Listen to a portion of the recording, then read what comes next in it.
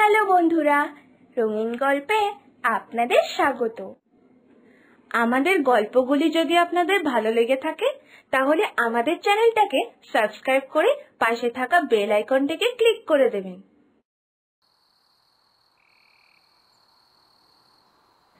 হ্যাঁ রে সুভাষ, তোর ভাই এখনো অব্দি বাড়ি ফিরল না যে? সে কোথায় এখনো শুনি? নিশ্চয় ওই ক্লাবের বকাটে ছেলেগুলোর সাথে আড্ডা মারছে। আহা, কি সুন্দর জীবন! খাচ্ছে যাচ্ছে আর ঘুরে বেড়াচ্ছে। না করলো পড়াশোনার চেষ্টা, আর না ওই কাজ বাজের কোনো খোঁজ। এমনকি এই চাষবাসটাও মোটে করতে চাইছে না। আরে তুমি মিছিমিছি রাগ করছো বাবা, ও এখন ছেলে মানুষ, আগেও ঠিক করে বড় হতে দাও ওকে, তাহলেও ঠিক নিজের ভালোটা বুঝতে পারবে। আর তাছাড়া আমি তো এখনো আছি, এই সংসারের দায়িত্ব এখন আমার উপরেই থাক। তুমি খামোখা ওকে কাজবাজ নিয়ে বকাবকি করতে যেও না। এই হচ্ছে আসল কারণ, বুঝলি তো? তোর এই আজকারাতেই ও এতবার বেড়েছে।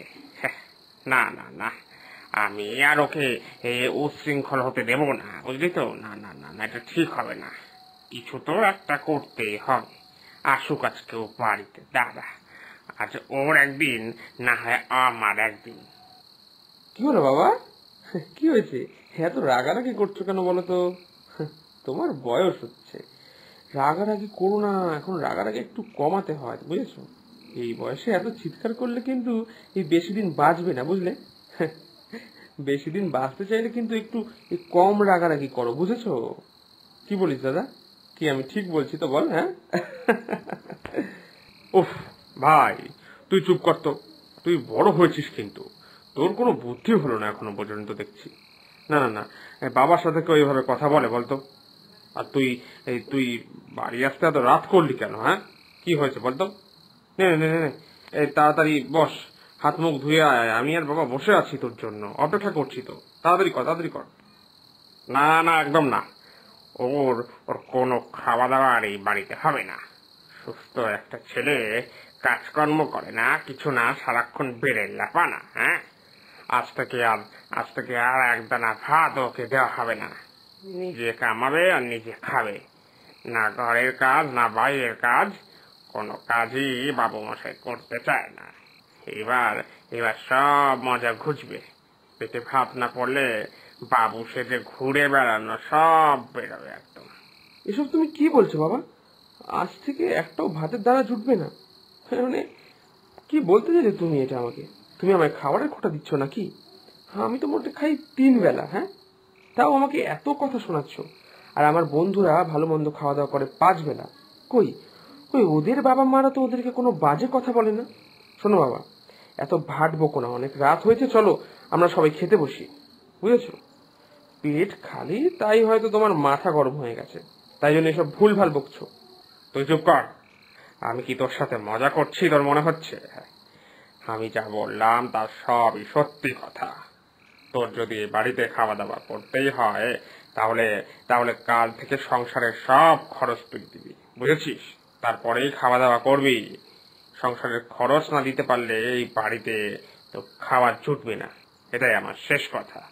আর যদি রাতারাতি কোনো কাজ বাজ জোগাড় করতে না পারিস, তাহলে আমাদের এই মাঠ পাড়ার কাছে যে খালি জমিটা পড়ে আছে, সেখানে কাল থেকে চাষের কাজ শুরু কর। বাবা, তুমি এসব কি বলছো? ও হঠাৎ করে চাষবাস করবে কি করে? ও তো কোনোদিন মাঠেই যায়নি, চাষবাস শেখেও নি, তাহলে ফসল ফলবে কি করে? ওকে সব দায়িত্ব দিয়ে শুধু সময় নষ্ট, আর অকারণে পরিশ্রম হবে ওর। ওকে যদি কাজ করতেই হয় তাহলে ও বরং কাল থেকে আমার সাথে কাজে যাক। এমনকি এমনকি ও মাঠে অনেক কাজ বাকি আছে নানান রকমের। ঠিক আছে, ঠিক আছে, তাহলে তাই হোক। কিন্তু কাল থেকে ওকে কাজ করতেই হবে। তুই আর আমি সারাদিন কাজ করে মরবো, আর ও সারাদিন ঘুরে ফিরে গায়ে হাওয়া লাগিয়ে ঘুরে বেড়াবে। তার হবে না। সবাই মিলে কাজ করলেই তো দিন ফিরবে। তা না হলে তো এই অভাব কোনোদিনও শেষই হবে না। না, এখানে আর কথা বাড়িয়ে লাভ নেই। আজকে আজকে বাবা যা দেখে গেছে, পরে হিতের বিপরীত হয়ে যাবে। এমনকি এমনকি এখন খুব খিদেও পেয়েছে। এখন তো আগে খেতে বসি, না হলে আবার খাবারটাও জুটবে না। আর কাল কি হবে সেটা কালকে দেখা যাবে ক্ষণে। তবে তেমন হলে না না তেমন হলে আমি যাবই নয় দাদার সাথে মাঠে কালকে। ঠিক আছে, আমি জানি মাঠে গেলে দাদা আমাকে দিয়ে কোনো কাজই করাবে না। ঠিক আছে, দেখা যাবে কাল কি হয়।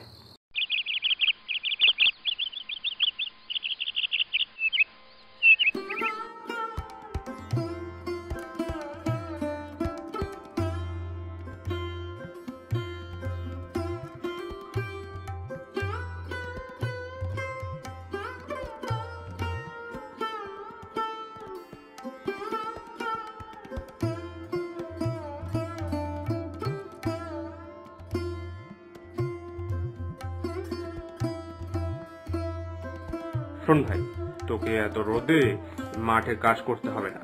যা একটু গিয়ে ওই গাছতলায় বস, আমি ওদিকে মাঠের সব কাজ করে ফেলছি। তবে বাবাকে কিন্তু বাড়ি গিয়ে বলবি তুই ওই আমার সাথে সব কাজ করেছিস, কেমন? যা যা যা, গাছতলায় বসে একটু বিশ্রাম কর।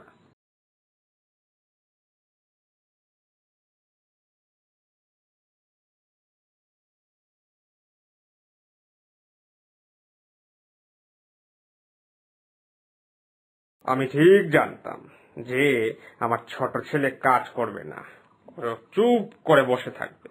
হ্যাঁ, হে ভগবান, তুমি ওর মাথা সুবুদ্ধি দাও। আর ও কতদিন এইভাবে কুড়েমি করে দিন কাটাবে? হ্যাঁ, তাহলে ওর ভবিষ্যৎই বা কি? হে ভগবান, জানি না এই বুড়ো বয়সে এসে আর কত কষ্ট আমাকে এখনো দেখতে হবে। ইস, দাদা কি পরিশ্রমটাই না করছে। এত পরিশ্রম করে কিনা দুমুঠো খাবারের জন্য।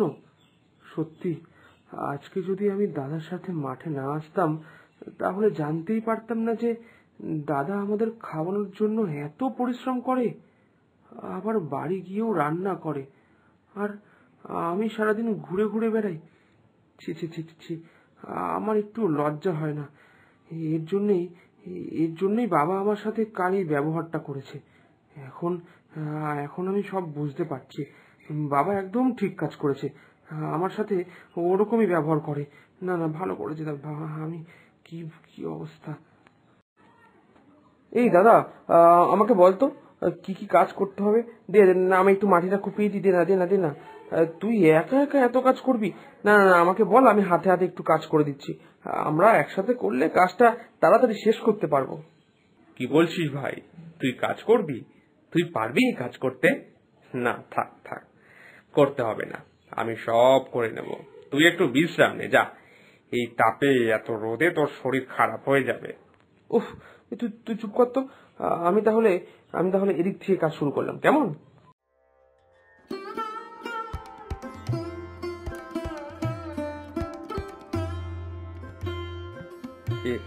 আমি কি দেখছি?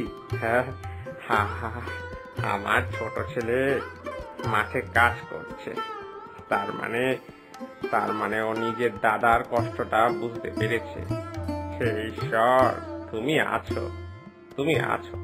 আমি জানি তুমি আজ আমাকে যা দৃশ্য দেখালে, এরপর আমি মরে গেলেও আর কোনো দুঃখ নেই। আমার ছোট ছেলে কাজ করছে, তার মানে আমার আর কোনো চিন্তা রইল না।